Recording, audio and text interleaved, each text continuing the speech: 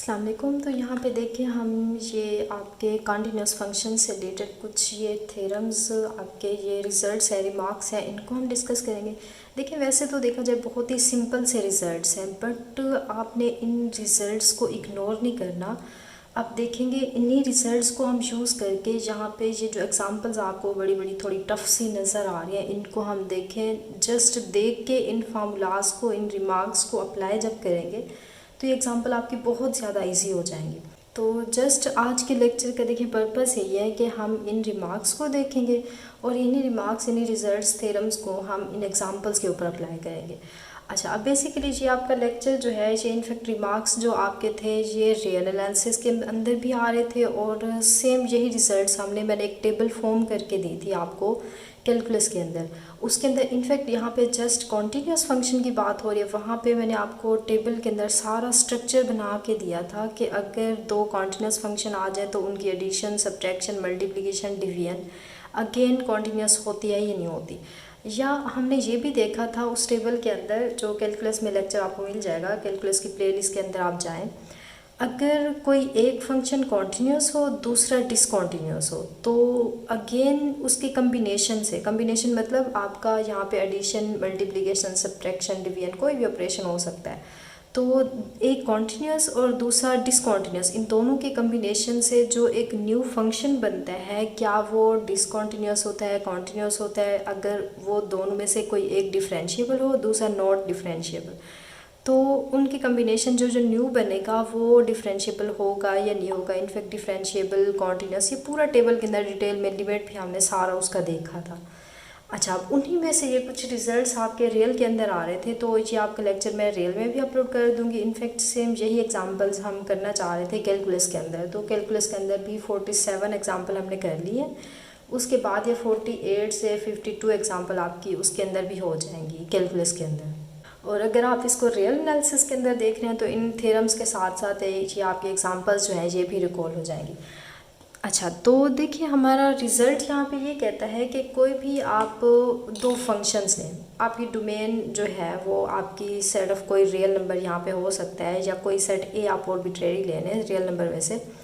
तो कहने का मतलब ये है कि आप दो फंक्शंस लें, दो फंक्शंस ऐसे हैं कि एक को मैंने f का नेम दे दिया, दूसरे को g का दे दिया। अब दोनों का कॉन्टीन्यूस होना ज़रूरी है यहाँ पे, मतलब कि आपने दो फंक्शंस ले लिए, फॉर एग्जांपल एक को मैं यहाँ पे f का नेम दे दूँ और दूसरे को g का।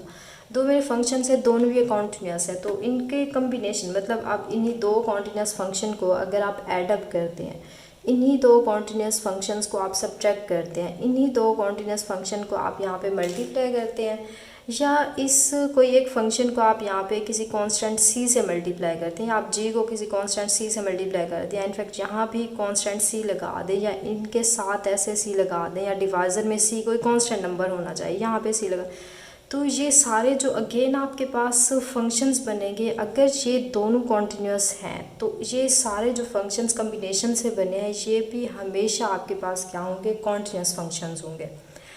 अच्छा, अब यहाँ पे बात आती है डिवीजन की कि f बाय जी मैं राइट करूँ या मैं g बाय f राइट करूँ, तो ये दोनों भी कॉन्टीन्यूस होंगे, बट एक एक्स्ट्रा कंडीशन होगी कि इसमें जो डिवाइज़र में फंक्शन आपका आ रहा है वो नॉन ज़ीरो होना चाहिए, क्योंकि ये तो हमारे मैथ्स का रूल है कि जैसे ही डिवाइज़र में हमारे पास ज़ीरो आता है तो वो टर्म हमारी अनडिफाइंड हो जाती है। तो जब वो फंक्शन ही अनडिफाइंड होगा तो ना वो कंटिन्यूस होगा, इनफैक्ट उसकी लिमिट वहाँ पे एग्जिस्ट कर सकती है। देखिए लिमिट का यही होता है कि कोई आपकी डोमेन के अंदर पॉइंट इंक्लूड हो या ना हो, बट उस पर आपकी लिमिट एग्जिस्ट कर जाती है।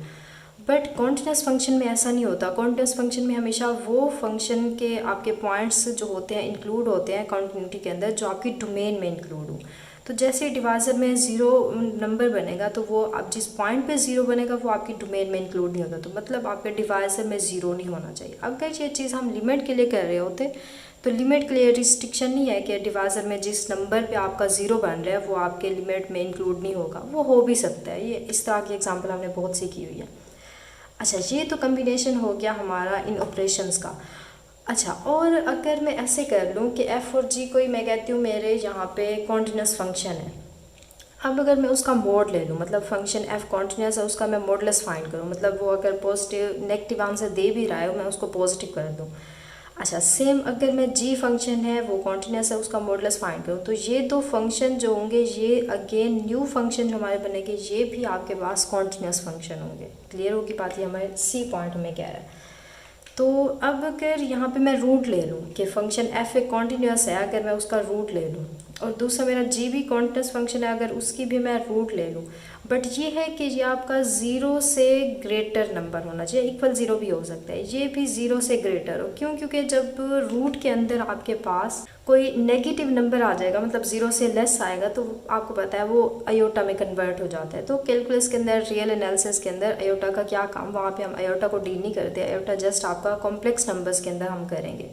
तो जैसे ही टर्म आपकी रूट के अंदर अगर फंक्शन नेगेटिव बन रहा है तो आपका फंक्शन जो होगा वहाँ डिफाइन ही नहीं होगा, कॉन्टिन्यूस तो हम बाद में ही चेक करते हैं, फंक्शन ही डिफाइन नहीं होगा तो मतलब कॉन्टिन्यूस भी नहीं होगा। तो मतलब रूट के अंदर अगर एफ और जी ले रहे हैं, एफ और जी कोई कॉन्टिन्यूस फंक्शन है बट वो दोनों पॉजिटिव होने चाहिए या ज़ीरो के इक्वल भी हो सकते हैं, तो आपका जो रूट फंक्शन बनेगा न्यू वाला फंक्शन तो वो अगेन आपका क्या होगा, कॉन्टिन्यूस फंक्शन होगा। वैसे देखें देखने से बहुत ही सिंपल से आपके रिजल्ट हैं। तो अब इन्हीं रिजल्ट्स को देखिए हम यहाँ पे एग्जांपल्स के ऊपर अप्लाई करते हैं। तो देखिए एग्जांपल के अंदर हमने क्या करना है, फर्स्ट हमारी एग्जांपल है, सबसे पहले तो देखिए हमने कॉन्टिन्यूटी चेक करनी है। अच्छा एक और बात इसमें देखें कि जो ये रिजल्ट्स हमने पढ़े हैं ये एक सिंगल पॉइंट के लिए भी होल्ड करेंगे या पूरे इंटरवल पे भी होल्ड करेंगे। मतलब क्या हुआ इस बात का कि अगर मैं जी और एफ फंक्शन में देखती हूँ कोई दो कॉन्टिन्यूस फंक्शन है किसी पॉइंट सी पे, तो ये जो सारे ऑपरेशंस मैंने बताए हैं इनके सारे ये कम्बिनेशंस बताए हैं तो ये फंक्शन भी आपके पास पॉइंट सी पे ही कॉन्टिन्यूस होंगे। क्लियर हुआ? अच्छा अब मैं कहती हूँ अगर मेरे ये एफ और जी दो कोई फंक्शंस हैं all domain, all set of real numbers के ऊपर अगर ये कॉन्टिन्यूस फंक्शंस हो रहे हैं तो ये जो सारे हमने कम्बिनेशंस पढ़े हैं ये कम्बिनेशन जो है आपके ये भी पूरी डोमेन आर के ऊपर ही कॉन्टिन्यूस होंगे। इस बात का आपने ख्याल रखना है। क्लियर होगी बात? तो ये जो एग्जांपल्स हमें गिवन है ये हमें एक सिंगल पॉइंट के लिए नहीं बता रहे, ये in general set of real number पे हमने चेक करना है। मतलब पूरे रियल नंबर माइनस इन्फिनिट से इन्फिनिट तक जितने भी पॉजिटिव नेगेटिव नंबर्स आ रहे हैं उन सब के लिए हमने चेक करना है कि उन सब के लिए आपकी ये जो एग्जांपल्स गिवन है ये फंक्शंस जो गिवन है क्या ये कॉन्टिन्यूस हैं क्या ये डिसकॉन्टिन्यूस है। तो सबसे पहले देखिए फर्स्ट वन एग्जांपल को हम कर लेते हैं। तो इसके अंदर देखिए आपका फंक्शन कुछ ऐसे आ रहा है। सबसे पहले अगर मैं इसको ब्रेक कर दूं कि x-1 का मोड मैं अलग से ले लूं, फिर एडिशन हो रहा है साइन फंक्शन। अब अगर मैं इस फंक्शन को f(x) का नेम दे दूं, इस फंक्शन को मैं g(x) का दे दूं, तो फिर हम इसकी एडिशन देखेंगे। अगर ये दोनों कॉन्टिन्यूस हैं तो इसकी एडिशन भी कॉन्टिन्यूस होगी। देन इन दोनों का हम मॉडुलस लेंगे तो मॉडुलस हमने पढ़ा है वो भी एक कॉन्टिन्यूस फंक्शन होता है। तो पर्पज़ ये है, सबसे पहले तो देखें जी, यहाँ पे जी फंक्शन साइन फंक्शन। तो साइन फंक्शन हमें पता है ये आल सेट ऑफ रियल नंबर पे हमारे पास एक कॉन्टिन्यूस फंक्शन होता है। मतलब इसकी रेंज जो आते हैं -1 और 1 के दरमियान में होते हैं, इसकी डोमेन जो होती है all set of real number put करते हैं। तो साइन फंक्शन की कॉन्टिन्यूटी हमने प्रीवियस लेक्चर्स में कैलकुलस के अंदर बहुत डिटेल में की हुई है। इनफैक्ट अगर आप रियल में भी कर रहे हैं तो रियल में भी मैंने एक छोटा सा लेक्चर बनाया था जिसमें हर फंक्शन की कॉन्टिन्यूटी, टोटल आपके 10-12 फंक्शन थे। एक ही लेक्चर के अंदर वो सारे फंक्शन मैंने आपको हिंट थोड़ा सा करवा दिया था, थोड़ा बहुत उसके बारे में बताया था। तो उसमें हमने देखा था साइन फंक्शन हमेशा कॉन्टिन्यूस होता है। वैसे इसका अगर आप ग्राफ भी देख लें तो कहीं पे ब्रेक नहीं हो रहा। सेम अगर x-1 की बात करें, हमने बात की थी कि x मोड फंक्शन ले ये हमेशा कॉन्टिन्यूस होता है। क्यों? क्योंकि देखिए इसका ग्राफ कुछ ऐसे बनता है, ये ऑलवेज कॉन्टिन्यूस होता है। क्योंकि देखिए प्लस माइनस की या ज़ीरो कोई भी वैल्यू पुट करें इसके अंदर अनडिफाइंड नहीं हो रहा। या आप इसमें से कुछ नंबर नेगेटिव करते हैं, एन कोई नेचुरल नंबर हो सकता है या इनफैक्ट रियल नंबर भी हो सकता है, और या एन को इसके अंदर प्लस करते हैं, ये तीनों फंक्शन हमेशा कॉन्टिन्यूस होते हैं। तो एन यहाँ पे हमने -1 को ले लिया है या एन इसमें 1 कर दें, इसमें नेगेटिव किया है, तो इट मीन्स हमारा ये फंक्शन भी कॉन्टिन्यूस है। ये फंक्शन भी हमने प्रीवियस देखा हुआ है। तो मतलब एफ और जी हमारे दो कॉन्टिन्यूस फंक्शन है। अगर मैं इनकी एडिशन कर दूँ तो बाय यूजिंग दिस प्रॉपर्टी हमारा ये फंक्शन क्या हो जाएगा, एडिशन करने से जो न्यू फंक्शन बना है ये भी एक कॉन्टिन्यूस होगा। और तीसरी हमने ये प्रॉपर्टी देखी है। अगेन नेक्स्ट प्रॉपर्टी ये देखी है कि अगर कोई फंक्शन हो कॉन्टिन्यूस हो, आप ये पूरा कंबाइन करके मैं अगर इसको कोई फंक्शन एफ़ का नेम दे दूँ या कैपिटल एफ दे दें तो ये फंक्शन मेरा कॉन्टिन्यूस है। अगर इसका मॉडुलस फाइंड करें तो ये भी फंक्शन कॉन्टिन्यूस होगा। तो देखिए बगैर सॉल्व किए जस्ट प्रॉपर्टीज़ अप्लाई की, हमने बेसिक फंक्शंस को देख के उनकी एडिशन देख के उनका मोड लेके देखा तो हमारा फर्स्ट फंक्शन जो बन रहा है ये क्या हो रहा है, ये एक कॉन्टिन्यूस फंक्शन हो रहा है। क्लियर हो की बात? वैसे आप इसको सॉल्व करते तो आपका टाइम ज़्यादा कंज्यूम होता। सेम अगर नेक्स्ट एग्जांपल के अंदर मैं देखूँ तो वो हमारा फंक्शन इन्वॉल्व हो रहा है साइन एक्स। तो साइन एक्स हमें पता है ये कॉन्टिन्यूस फंक्शन होता है। All set of real number पे चेक करें तो all set of real number पे हमारा कॉन्टिन्यूस होता है। सेम मैं अगर कोस फंक्शन की बात करूँ तो ये भी हमने देखा हुआ है all set of real number पे हमारा फंक्शन जो होता है ये कॉन्टिन्यूस होता है क्योंकि ये ऊपर आ रहे हैं। बट अगर डिवाइजर में कोस साइन आ जाता है, जैसे हमारी लास्ट एग्जांपल सेकंड लास्ट में आ रहा है, तो इसमें हम देखेंगे कि ये साइन फंक्शन उस डोमेन पे कॉन्टिन्यूस नहीं होगा जहाँ पे ये ज़ीरो हो रहा है, क्योंकि डिवाइजर में ज़ीरो नहीं होना चाहिए। बट ये ऊपर है तो आपको कोई टेंशन नहीं है। अब इनकी एडिशन कर दे तो ये भी अगेन एक कॉन्टिन्यूस फंक्शन होगा। अच्छा, अब अभी मैंने आपको बताया कि एक्स मोड जो है ये हमारा एक कॉन्टिन्यूस फंक्शन होता है, कि एक्स मोड का ग्राफ जो होता है ये होता है, ओरिजिन से पास होता है। अच्छा, तो अब अगर मैं इसके अंदर +1 कर दूँ तो ये भी एक कॉन्टिन्यूस फंक्शन होगा। तो अगर मैं दो कॉन्टिन्यूस फंक्शन है उनकी एडिशन करूँ, अगेन ये एक कॉन्टिन्यूस फंक्शन बनेगा।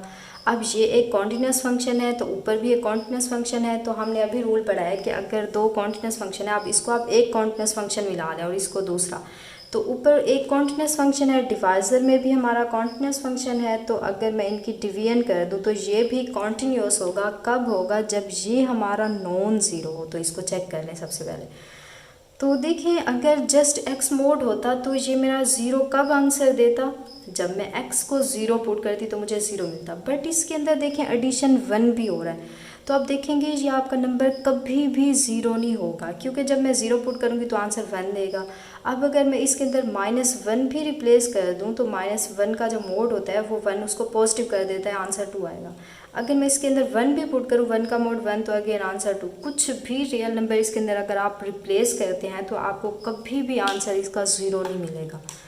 तो मतलब क्या हुआ? डिवाइजर वाला फंक्शन हमारा कभी भी ज़ीरो नहीं हो रहा, जो कि हमारी कंडीशन थी, नॉन ज़ीरो हो रहा है। ऊपर भी कॉन्टिन्यूस फंक्शन है, डिवाइजर में भी कॉन्टिन्यूस फंक्शन आ रहा है, और उनकी डिवीजन हमने कहा था एक कॉन्टिन्यूस फंक्शन होगी। कब होगी? जब डिवाइजर में आपका नॉन ज़ीरो फंक्शन हो। तो किसी भी डोमेन पे आपका फंक्शन ज़ीरो नहीं हो रहा। तो मतलब देखें, बहुत ही इजीली हमने बता दिया कि हमारी सेकेंड वन एग्जाम्पल जो है ये भी एक कॉन्टिन्यूस फंक्शन हो रही है। क्लियर होगी बात? तो देखें आपके रिजल्ट जो है कितने ज़्यादा हेल्पफुल हो रहे हैं।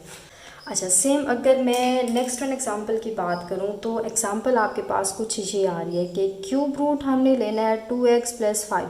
अच्छा, अब अगर आपको रूट फंक्शन के बारे में डिटेल करनी है तो हमने इन्हीं प्लेलिस्ट, कैलकुलस की प्लेलिस्ट के अंदर आप चले जाएं। जैसे हम 52 एग्जांपल आज डिस्कस कर लेंगे, तो कैलकुलस के अंदर एक मेरा सेपरेट लेक्चर मिलेगा जिसके अंदर मैंने सारे रूट फंक्शन के बारे में आपको उसके कंटिन्यूटी बताई है कि रूट फंक्शन, रूट इनफैक्ट कुछ भी रूट के अंदर आ जाए, डिवाइजर में रूट हो, ऊपर रूट हो, nth रूट आ जाए। अब ये n आपका डिपेंड करता है इवन नंबर पे, ऑड नंबर पे। तो मैं थोड़ा सा आपको बता दें, अगर आपने डिटेल करनी है तो उस लेक्चर में देख लें जिसके अंदर सारे फंक्शन, हमने रूट फंक्शन लिए थे उसकी कॉन्टीन्यूटी को डिस्कस किया था। तो उसके अंदर हमने ये ऑब्जर्व किया था कि अगर आपका यहाँ पे कोई इवन नंबर आ जाता है तो हम अंदर देखते हैं हमारा नंबर जो है वो पॉजिटिव होना चाहिए, तो उस डोमेन पे हमारा फंक्शन जो होता है वो हमेशा कॉन्टिन्यूस होता है। बट अगर यहाँ पे ओड नंबर आ जाए, जैसे कि यहाँ पे ओड नंबर आ रहे हैं, तो तब आपका कोई कंसर्न नहीं है कि अगर आपका नेगेटिव नंबर भी आ जाता है रूट के अंदर, 0 से लेस आ जाता है या इक्वल 0 आ जाता है या 0 से ग्रेटर आ जाता है, तीनों कंडीशन के अंदर हमेशा आपका फंक्शन जो होता है ये डिफाइन होता है। हाँ, अगर ये चीज़ डिवाइजर में आ जाए तो डिवाइजर में आपने ख्याल रखना है कि 0 हो, 0 का क्यूब रूट हो तो आंसर 0 देता है। जैसे कि लास्ट वन एग्जांपल आ रही है, इसको हम कर लेंगे। बट कहने का मतलब ये है कि आपका रूट जो है, अगर यहाँ पे इवन नंबर आ रहा है, जैसे यहाँ पे क्यूब रूट आ रहा है, तो ये ओड नंबर है, तो ओड नंबर के लिए आपको टेंशन की कोई बात नहीं, आपका फंक्शन हमेशा डिफाइन होगा, तो वो फंक्शन आपका हमेशा कॉन्टिन्यूस होगा। तो मतलब क्या हुआ, हमारा ये जो फंक्शन है 2x + 5, इसका क्यूब रूट आ रहा है, जैसे यहाँ पे इवन नंबर, जैसे यहाँ पे ओड नंबर आ जाए और ये ऊपर आ जाए तो आप बगैर चेक किए इसको कह सकते हैं हमारा कॉन्टिन्यूस फंक्शन है। क्लियर है? अच्छा, आप डिवाइजर में देखें, ये हमारा कॉन्टिन्यूस हो गया। डिवाइजर में x³ + 3 आ रहा है, सेम वही आ रहा है जैसे ऊपर था। अगर ये जस्ट x का मॉडुलस होता तो ये हमें आंसर 0 पे 0 दे देता। बट अगेन वही बात, इसमें 0 रिप्लेस करें आंसर 3 देगा, -3 करें 3 + 3 हो जाएगा तो आपका आंसर 6 आएगा। कभी भी ये 0 नहीं होगा। तो मतलब अब ये वाला फंक्शन भी x मोड कॉन्टिन्यूस है, उसमें कुछ ऐड कर दें तो वो भी कॉन्टिन्यूस होगा। अब ये कभी 0 भी नहीं हो रहा, ऊपर भी कॉन्टिन्यूस है, डिवाइजर में भी कॉन्टिन्यूस है और है भी नॉन ज़ीरो। तो मतलब इन जनरल हमारे जो पूरा फंक्शन होगा ये क्या हो जाएगा, ये कॉन्टिन्यूस फंक्शन हो जाएगा। अच्छा, अब सेकेंड लास्ट एग्जांपल देखें, ये भी बहुत ही सिंपल सी है। सबसे पहले अगर आप यहाँ पे देखें कि आपका जो यहाँ पे साइन फंक्शन होता है, तो साइन फंक्शन ये कॉन्टिन्यूस फंक्शन है। सेम अगर मैं कॉस की बात करूँ तो ये भी कॉन्टिन्यूस है। तो किसी कॉन्टिन्यूस फंक्शन का अगर आप मोड फाइंड करें तो वो अगेन आपका कॉन्टिन्यूस फंक्शन हो जाता है। अच्छा, अब इन दो कॉन्टिन्यूस फंक्शन की आप एडिशन करें तो वो भी अगेन कॉन्टिन्यूस होता है। अच्छा, अब डिवाइजर में देखें साइन एक्स आ रहा है, तो साइन एक्स हमारा ये एक कॉन्टिन्यूस फंक्शन तो है, बट ये आपका नॉन ज़ीरो होना चाहिए। अच्छा, अब इसका मोड भी अगेन कॉन्टिन्यूस होगा। तो अब देखें साइन एक्स जो होता है हमें कब ज़ीरो वैल्यू देते हैं, हमें पता है जब मैं साइन पाई को रिप्लेस करती हूँ तो ये मुझे आंसर जो है वो ज़ीरो देगा। इन जनरल अगर मैं साइन एन पाई की बात करूँ, मतलब एन कोई भी रियल नंबर, 2 पाई, 3 पाई, 1 पाई, कुछ भी पाई के साथ एन नंबर आपका मल्टीप्लाई हो तो ये आंसर ज़ीरो दे देगा। तो अगेन यहाँ पे अगर इसका मोड फाइंड करें तो एन पाई पे अगेन ज़ीरो देगा, इसका मोड फाइंड करें तो अगेन ये आपको ज़ीरो आंसर देगा। तो इट मीन्स अब ये आपका नॉन ज़ीरो होना चाहिए। अब ये नॉन ज़ीरो कब होगा, जब आप रियल नंबर में से एन पाई को माइनस कर देंगे। तो ये टोटल आपका फंक्शन जो है पूरी डोमेन पे कॉन्टिन्यूस नहीं हो रहा, पूरे all set of real number पे कॉन्टिन्यूस नहीं हो रहा। जस्ट आर में से अगर एन पाई को माइनस करते हैं तो इस डोमेन के अंदर आपका फंक्शन कॉन्टिन्यूस हो रहा है, बट आपने पूरी रियल लाइन पे बताना है। तो आप बोलेंगे ये पूरी रियल लाइन पे हमारा फंक्शन जो है डिसकॉन्टिन्यूस हो रहा है, या आपसे अगर आपके एमसीक्यूज़ के अंदर आ रहा है कि ये फंक्शन हमारा कॉन्टिन्यूस कब है, उसके अंदर ये ऑप्शन भी आ रहा है। तो आप इसी ऑप्शन को टिक करेंगे कि अगर मैं रियल नंबर में से एन पाई को माइनस करती हूँ तो मेरा तब ये फंक्शन जो होता है ये क्या हो जाता है, ये कॉन्टिन्यूस फंक्शन हो जाता है। अच्छा, अब सेम लास्ट वन एग्जांपल की अगर हम बात करें तो ऊपर आपके पोलिनोमियल फंक्शन आ रहे हैं, कौन सा है, एक्स स्क्वायर, यहाँ पे प्लस 2x माइनस 3 आ रहा है। तो देखिए ये हमारा फंक्शन ज़ीरो हो सकता है, कभी भी अनडिफाइंड नहीं होगा। अब इसके अंदर सेट ऑफ रियल नंबर में से कुछ भी वैल्यू पुट करें एक्स की तो हमेशा आपका ये फंक्शन जो होगा डिफाइन होगा। ये पोलिनोमियल फंक्शन जो आपको पता है अगर वो अपनी वैल्यू को चेंज नहीं कर रहे तो वो हमेशा कॉन्टीन्यूस होते हैं। तो ये हमारा पोलिनोमियल फंक्शन है, ये ऑलवेज कॉन्टीन्यूस होगा। अच्छा, अब दूसरा फंक्शन हमारा है 17th रूट आ रही है 3x माइनस 5 की। तो अभी मैंने आपको बताया कि अगर आपके पास इवन की बजाय ओड पावर आ जाए तो ये पूरी डोमेन के ऊपर आपका फंक्शन कॉन्टीन्यूस होता है। तो ये भी कॉन्टीन्यूस है, डिवाइजर में भी कॉन्टीन्यूस है। तो मतलब टोटल कॉन्टीन्यूस कब होगा, जब ये आपका फंक्शन नॉन ज़ीरो हो जाए। अच्छा, तो अब अगर ये देखूँ मैं ज़ीरो कब होगा, ये ज़ीरो तब होगा जब आपका ये 3x माइनस 5 ज़ीरो के इक्वल हो जाए। तो देखें ये 3x इक्वल 5, मतलब x इक्वल अगर मैं 5/3 रिप्लेस करूँ तो ये फुल टर्म आपकी जो रूट के अंदर है ये ज़ीरो हो जाएगी। तो ज़ीरो का 17th रूट फाइंड करें, मतलब ज़ीरो की बार 1/17 लगाए तो आंसर ज़ीरो आएगा।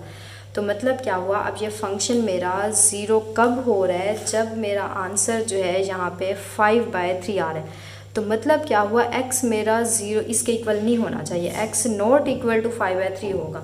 तो मतलब क्या हुआ कि सेट ऑफ रियल नंबर में से मैं 5/3 को यहाँ पे माइनस कर दूँ तो मेरा फंक्शन इस डोमेन के अंदर कॉन्टिन्यूस हो जाएगा। तो इन जनरल अगर पूरे सेट R पे हम देख रहे हैं, रियल नंबर पे देख रहे हैं, तो मतलब हमारा फंक्शन जो है ये डिसकॉन्टिन्यूस हो गया। अगेन वही बात, अगर MCQs में आपसे पूछा जाए ऑब्जेक्टिव के अंदर आंसर आ रहा है कि हमारा फंक्शन इस पॉइंट पे कॉन्टिन्यूस हो रहा है तो आप बोलेंगे यस ये हमारा ऑप्शन ठीक है। क्लियर होगी बात। तो होप सो आज का लेक्चर आपको क्लियर हो गया होगा। बहुत ही सिंपल सी एग्जांपल्स हमने ली, इनफैक्ट देखने में तो बहुत ही डिफ़िकल्ट लग रही हैं, जस्ट हमने जब इन रिजल्ट्स को अप्लाई किया तो कितनी ईजी हमारी होगी है। तो चलें फिर आज के लिए इतना ही काफ़ी। अगर आप कैलकुलस के अंदर लेक्चर देख रहे हैं तो इंशाल्लाह नेक्स्ट हम 2 एग्जांपल हो गई हैं, 53 एग्जांपल से स्टार्ट करेंगे। बट अगर ये लेक्चर आप देख रहे हैं रियल एनालिसिस के अंदर, तो रियल एनालिसिस के अंदर ये हमारे छोटे से यहाँ पे थ्योरम्स आ रहे थे, मैंने सोचा विद एग्जांपल आपको यहाँ पे करवा दूँ। तो इंशाल्लाह अब नेक्स्ट लेक्चर के अंदर कुछ और रिजल्ट्स हैं, थ्योरम्स हैं, उनको हम डिस्कस करेंगे। चलें फिर आज के लिए इतना ही काफ़ी। ओके, अल्लाह हाफिज़।